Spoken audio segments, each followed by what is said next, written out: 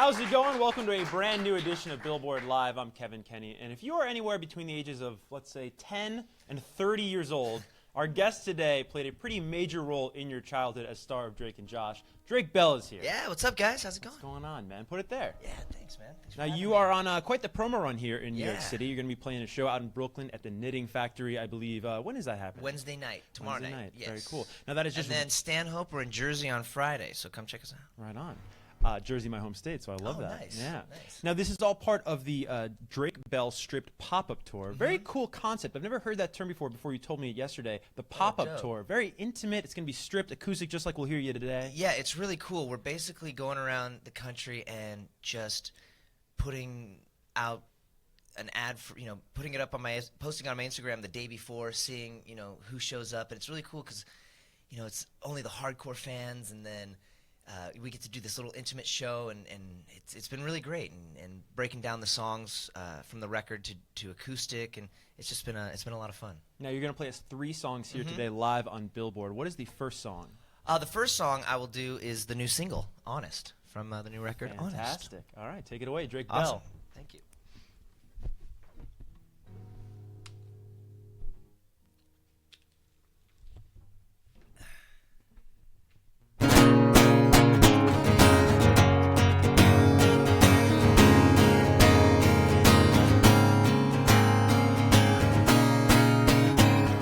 Spread your love like a wildfire. When I breathe you in, I go up in smoke. You fill my lungs and it gets me higher. Why do I have to let you go? You see, the truth is gonna hurt, but that only makes it worse. Oh, and do you hear me, baby? I'm not saying I'm perfect, whatever it's worth. Oh, and do you hear me, baby? At least I'm honest. At least I'm honest. I won't love you.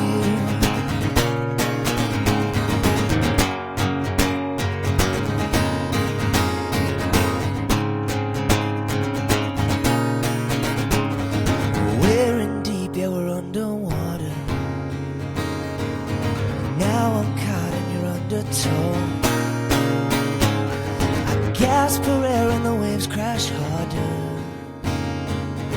Is it time to let you go?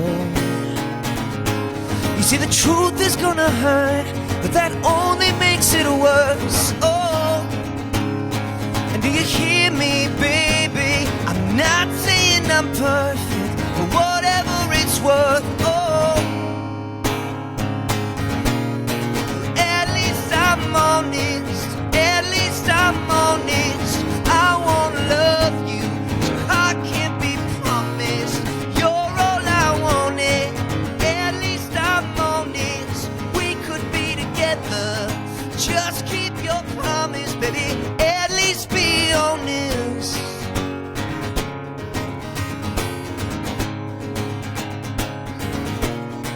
At least be honest.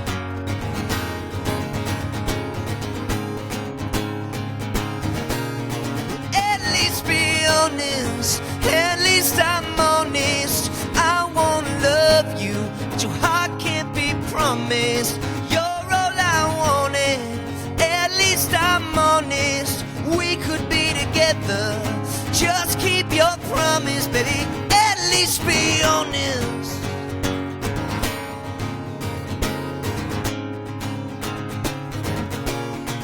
At least be honest.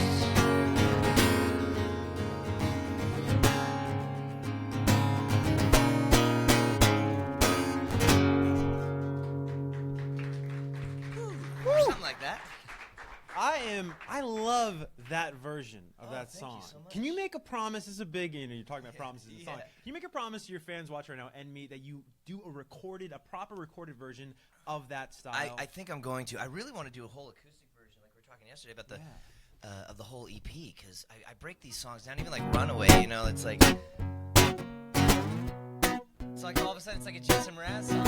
It's like, so I think it'd be totally awesome to be to do an acoustic version of the whole record. So Well, maybe we'll get onto that. There's something, I hope so. There's something so human and visceral that comes through when you play it that way. I mean, I love the original track that's available on the Honest EP, but what does it feel like to you when you're playing the acoustic guitar and singing that? Does something else come alive in you? Yeah, I mean, totally. It's everything about the song when it's stripped down like this. You know, the lyrics, the melody, even just the chord, even just the sound, like certain way the guitar sounds, it just totally takes on a whole new life. I really dig it. Yeah, I really feel where you're coming from. You know, Thanks, because you man. wrote the song, you wrote all 4 songs on the EP. Is that correct? Yep. Now, is that something really, very important to you on this project? Yeah, I mean, the last record I made, I was doing it was a fun cover album that I just did a bunch of songs I grew up on, songs that inspired With me. Brian Setzer. Let's please with name drop Brian Setzer. One of my favorite guitar players of all, well, my favorite guitar player of all time. And so I was kind of deprived artistically, you know, and so when I got back into the studio to start writing songs, they just started pouring out, and it was, you know, it's like, it felt so good to kind of, and a lot of my fans were bummed. They're like, you know, we love this record, but we want to hear you. Like, we want to know what's going on in your life and what's, you know, where you're at now, and, you know, we've been growing with you, and we want to know more. So, yeah, it was important to get back in there, and it was cool to be able to write again for the fans and stuff. Yeah. How did the record, I'm curious, take the sound that it eventually did? Because it's very pop, it's very dance, it's very different than, you know, some would call the rockabilly sound of the Setzer record. Yeah, or even my first couple albums, which were more power pop, Beatles influence, a lot of Beach Boys harmonies and Queen, stuff like that. But yeah, this new record, when I got into the studio and we started writing, I started working with my buddy Steven Reza, and we started putting all these sounds together, and it just took on a life of its own, and it was it was almost like a breath of fresh air, you know. I've always been such a stickler for organic instruments, and we have to be playing this, but when I got in with him and we were just working together on the computer, we were being able to come up with all these sounds, and I was able to make my guitar sound different, and all the piano parts and all this stuff, and it just was basically like we you know, blew a whole new life into the project. It was really, really cool. You bring up how the fans really wanted to know where Drake was at in his life right now, and it comes through in the music for sure. But in your own words, where are you in your life right now? How is Drake doing? I'm doing all right. No, I'm doing great. You know, I'm so stoked to be playing music again and out on the road. And you know, last year I spent a lot of time in the studio, and I made a film last year that should be coming out around Coachella time, so I think April. That's a crazy film. Can we talk about the film for a Yeah, second? yeah, This yeah, is a really cool. It was Debbie Ryan, Jerry Traynor, Katie Cassidy, Austin Swift, Taylor's brother, and it's a really cool movie where we're a band and we're going to play Coachella, and then crazy, you know, drug-fueled murder, and this. It's sort of a mystery, suspense, whodunit. You don't know what's going on until the end of the movie. There's a cool twist, and it's a far stretch. I play a guitar player in a rock and roll band. So I had to get really method. I had to study, get out of my element, and really become that character. Yeah. And it'll be coming out around the time of Coachella. Yeah, so yeah. So April. You So watch it'll the be movie, check out Coachella. yeah, and it's totally got the Coachella vibe. Like if you're into the whole festival, if you know, crowd scene or whatever, you're gonna love the film. It's totally dope. What is the second song you're gonna be nice enough to play us here? All right, this will be an oldie but a goodie. This is Makes Me Happy. Awesome. All right. Once again, Drake Bell.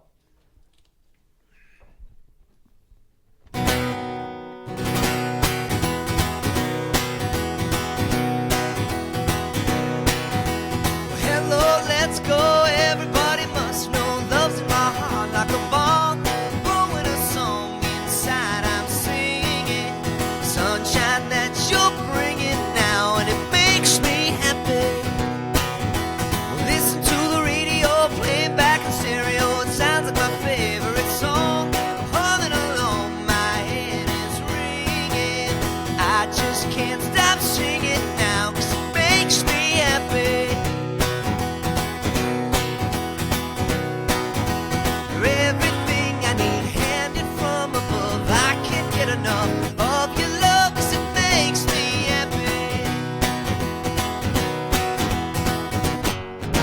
Living in a daydream, I'll show you what it all means. Spending some time in the sun, let's get up and run, it's just beginning. And I just can't stop singing now, 'cause it makes me happy.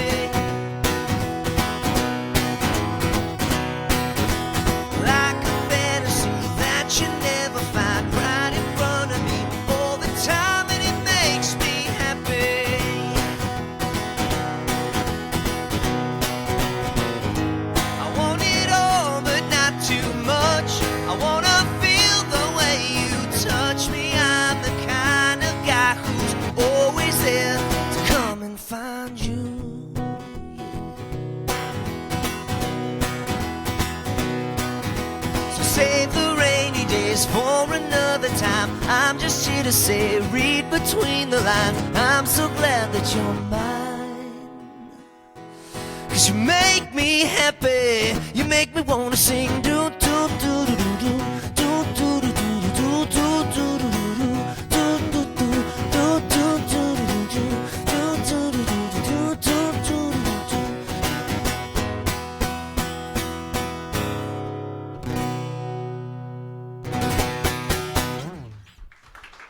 The many sides of Drake Bell. I like this. Thank you. Is there a style of music, Drake, that you prefer to play the most? Because you just gave us two totally different sides of you. My favorite style of music to play is like rockabilly.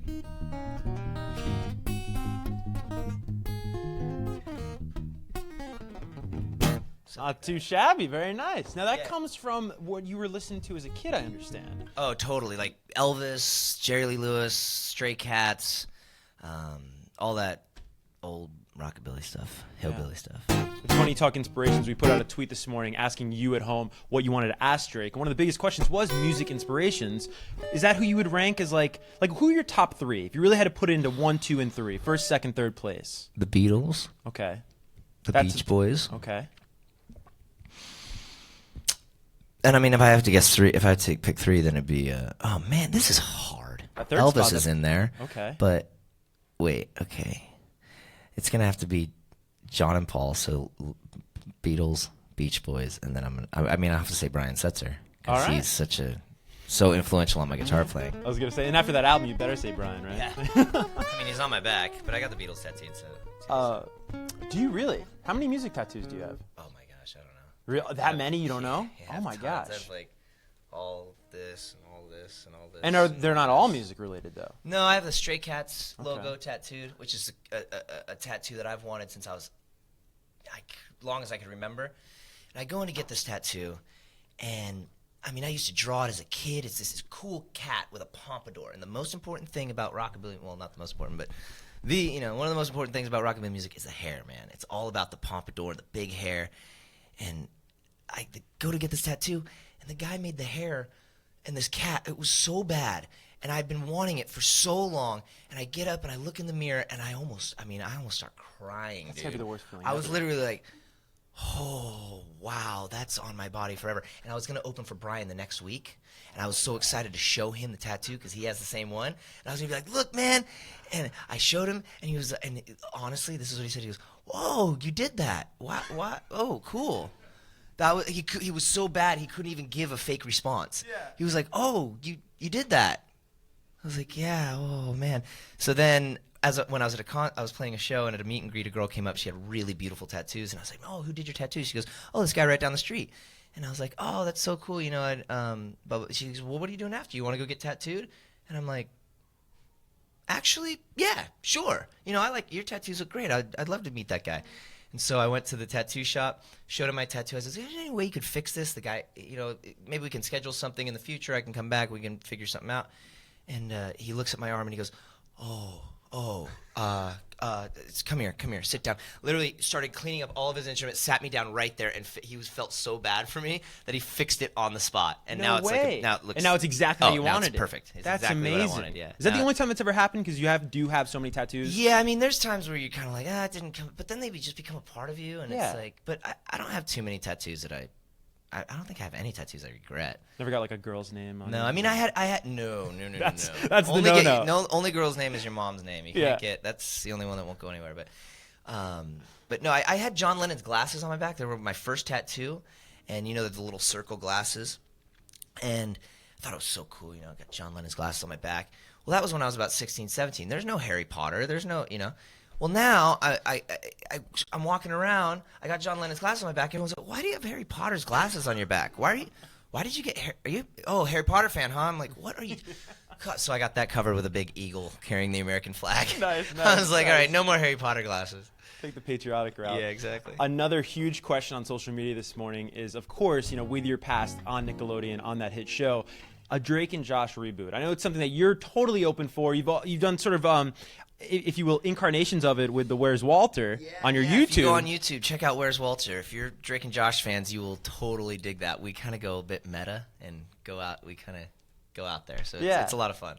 But how do you feel about a reboot? Where does a reboot stand for the fans at home? I mean, look, I've always said when the Beatles wanted to get back together, John was always like, hey, let me know when the rehearsal is. And Paul was always like, no, we can't do that. So I've always said I'm the John Lennon of the Drake and Josh reunion.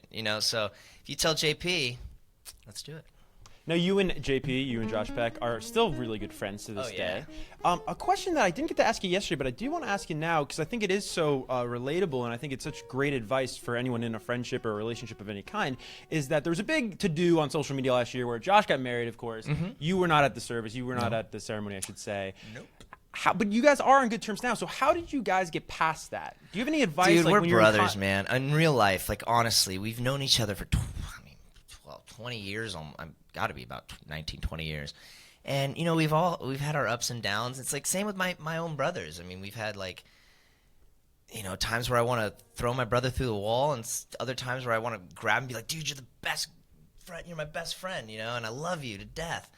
And I think for Josh, Josh was an only child, so I think I was like really the closest thing that he would ever have to a brother, and we were really close. I mean, there were times when we didn't want to talk to each other unless it was the dialogue, and I can't stand him. And then there was times where we're inseparable, where it's like, hey, what are you doing after work after a 16-hour day? Oh, nothing. Oh, come cruise over. We'll play. I got this new PlayStation game, and we'd stay up all night and play video games. I crash on his couch and like, oh, we got to go to work the next day, and we're like literally inseparable, So it's just brotherly love, man. And when I saw him at the VMAs and he threw his arm around me, he's like, and we hashed it out, and he was telling me, he's like, man, no hard feelings. He's like, look, first I didn't think you want to go. Second, he's like, do you know what planning a wedding is?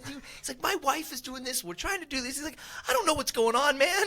He's like, I just wanted to get it over with and do it, And so he's like, no hard feelings. I love you, man. You're my bro. So it's, it's all water under the bridge. Yeah, that's awesome. It's not the first time we've gone through that, So Yeah. it's like, it is what it is, and we love each other, and we're always going to be friends, and Yeah. I share a connection with that guy like nobody else in the business or in life, and so a relationship like that, especially in Hollywood, man, is like once in a lifetime. So. Oh, yeah. Lighting in a bottle. Oh, completely, yeah. What do you on got? screen and off screen, Oh, 100%. What do you have for us here in closing? All right, this is called I Know. Awesome. All right. For the last time, Drake Bell. Thank you.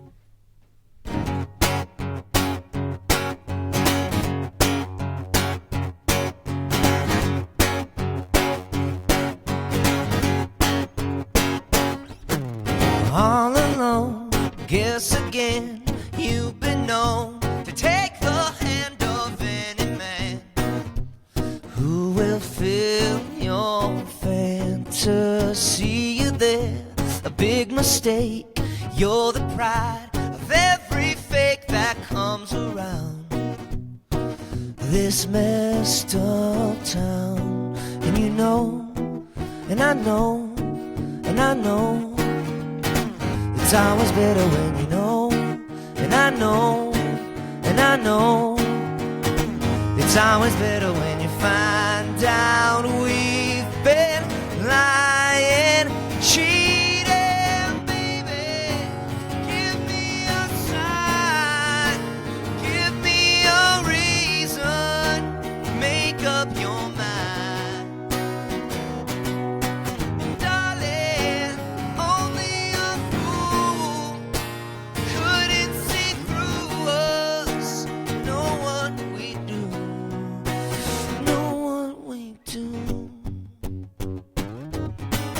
Just because you're a fan doesn't mean you've joined the band and found a way to make them think that you're a star. Silly girl, only I can fool the world, it's plain to see. 'Cause you're just like me, and you know, and I know, and I know. It's always better when you know, and I know, and I know. It's always better when you find out we've been lying, cheating, baby. Give me a sign, give me a reason, make up your mind.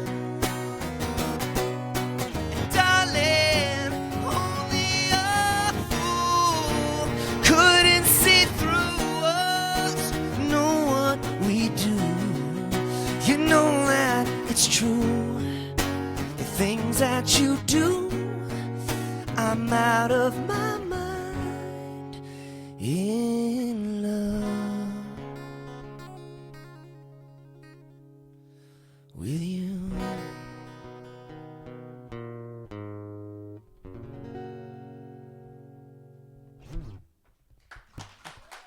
Thank you, guys.